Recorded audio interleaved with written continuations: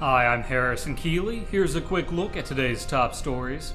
First of all, a 16-year-old has been charged with murder in Dalton, Georgia. Endy Becerra is behind bars following the killing of 20-year-old Abel Carmona on Wednesday night. Authorities say Carmona was on Easterling Street to buy a large quantity of marijuana, but something went wrong during the deal. Two others are also wanted on murder warrants.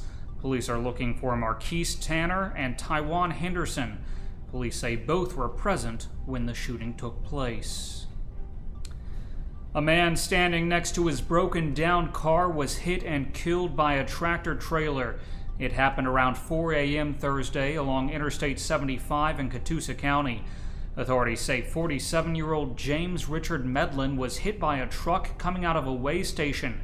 The driver didn't see the man, who was wearing all black. No charges are pending against the truck driver.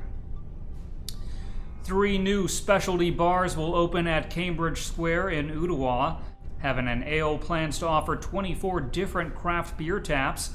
Wine Down Ottawa is a wine bar and tasting room concept.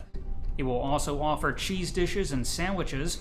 And an upscale cigar and spirits lounge will also open in a building scheduled to go up this summer. Cineza will feature handmade cigars, Cuban food, live music, and a variety of drinks.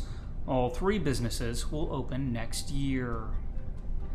A park ranger has been fired after dancing on the job.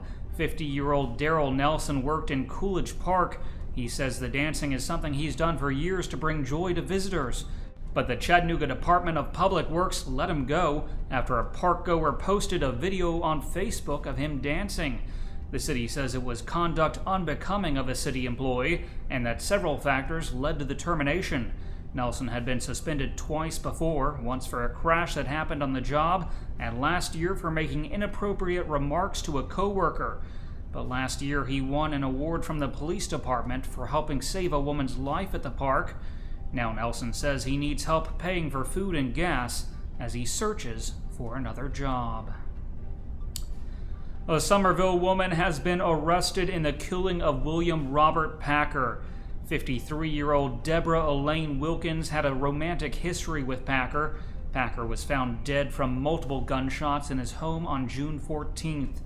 In 2010, Wilkins told deputies she was in bed when Packer pressed a loaded gun to her head and accused her of sleeping with other men and drinking his Coca-Cola.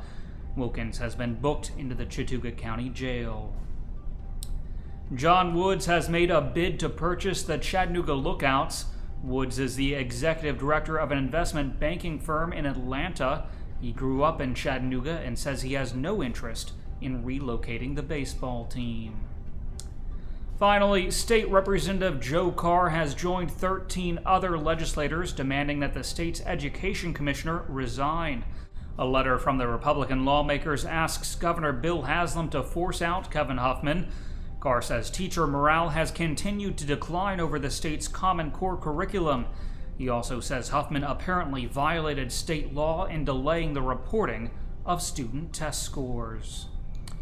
Turning to weather, today will be sunny with a high near 92 degrees. The low tonight will be around 71. That's it for today's newscast. Thanks for being with us. You can find more on these stories and breaking news all day long at timesfreepress.com.